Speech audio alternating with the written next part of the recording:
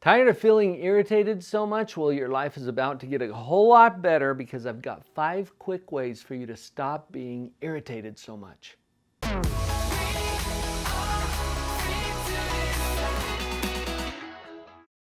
First off, you're never wrong about how you feel. How you feel is 100% consistent with the way your own mind is engaging in some very specific psychological processes that I could explain to you, but that's not the purpose of this video.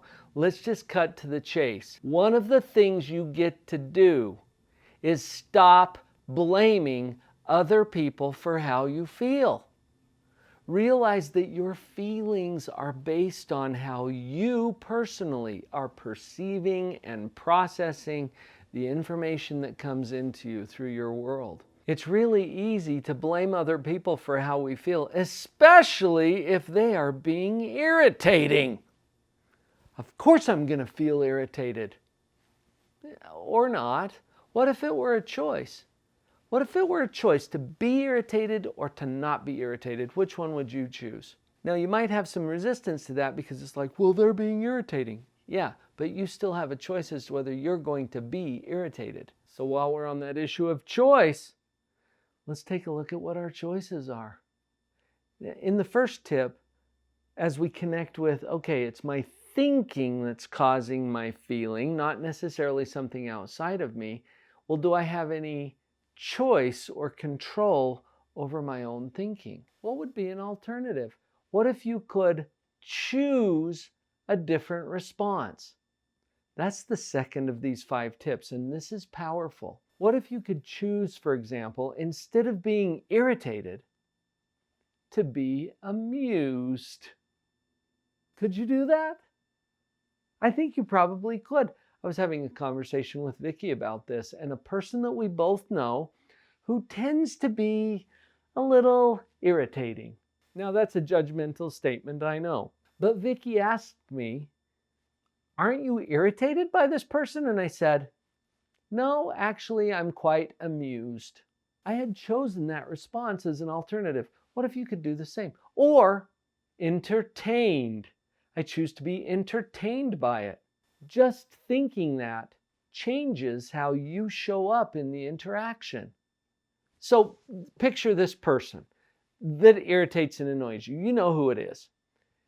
Picture having an encounter with that person right after you watch this video. And you might, right? What would it be like for you to go into that interaction expecting to be entertained by their antics? Wow. That opens up some possibilities, and that's powerful to focus on choice, because until you see it as a choice, it's not. And your brain will simply roll with whatever it's already conditioned and programmed to do. Choose a different response. I haven't done the statistics. I don't know what all of the parameters are, but a certain percentage of you who are watching this video, maybe this is true for you, just check it out, are here because of a coworker or a boss. It's in the work setting where you're feeling irritated and annoyed. If that is you, or even if it's not, just consider this tip.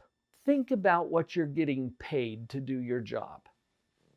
And let's just pick an arbitrary number. Let's say you're getting 50,000 apples to do this job. That's your compensation. You get a big old box full of apples, 50,000 apples. That's your whole salary.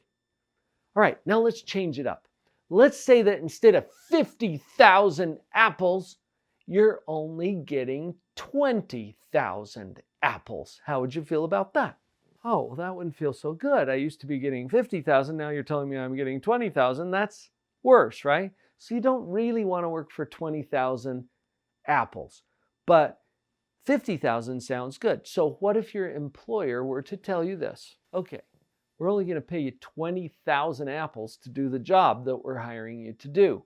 But we can offer you, we are in the position to offer you an additional 30,000 apples if you will simply put up with him, her, that coworker, that boss that irritates and annoys you, over half of your salary is simply to work with that person.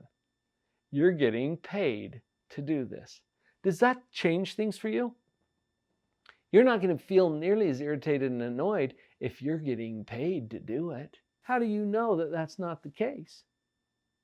What if your salary, at least half, maybe more than half of your salary, is simply for you to put up with this thing? See what that changes in your mind. Irritability is driven by a lot of factors, and this next tip has to do with things that have nothing to do with the person who's irritating or annoying you. In fact, if you want to tune in a little more to irritability and how to stop being so irritable, click that video. Just click it now and it will cue it up for you to watch it next. That's on how to stop being irritable. Let's get down to some of the root principles behind this. Your irritability is partially driven by your physiology. So this tip has to do with taking care of your body, including your brain. Remember, your brain is part of your body. There are 4 sub-steps to this one. Get enough sleep, and you know if you are or if you're not. Sleep is an important way to maintain the equipment, and you'll find that if you're sleep deprived, you're much more irritable. You're more easily annoyed. Well, that's because you're a human. So get enough sleep. Next, get regular exercise. And most of the studies I've seen on this suggest that you need to be getting a good aerobic workout 3 to 5 times a week for about 30 minutes. Get the heart rate up, get the blood pumping. Nice aerobic exercise. That's another way to manage your irritability. Number 3, eat a balanced diet. Take in some healthy fuel because that affects how you feel and therefore your irritability. And number 4, regular periods of prayer, meditation, mindfulness, centering. However you choose to do this, it's important for you to have some clearing of the space. And some of the ways that I mentioned to you are the most common ways that people practice that. Those 4 sub-steps are what we call brain maintenance, and it's going to help you be less irritable. The last tip that I have for you today is to get good at positivity. What a surprise coming from Mr. Positivity. I love this topic because of the power that it gives you. And this is not a trite, fluffy, just think positive sort of a video. I'm talking about the science behind positivity. Get good at the processes that make up what I call positivity. Positivity changes everything because it changes your position or your attitude about whatever's going on in your life. Irritability is driven by a particular attitude about someone or something. And as you apply these 5 tips, I think you're going to get on top of this irritability. Don't worry, folks, I'm not going to leave you hanging. When I said get good at positivity, I am ready to personally help you with that. Will you please go to the description, click on the link that says the Positivity Power Up. This is an amazing course that helps you to properly operate the equipment of your own mind. I've got your back on this. Her head was down, face locked onto the phone.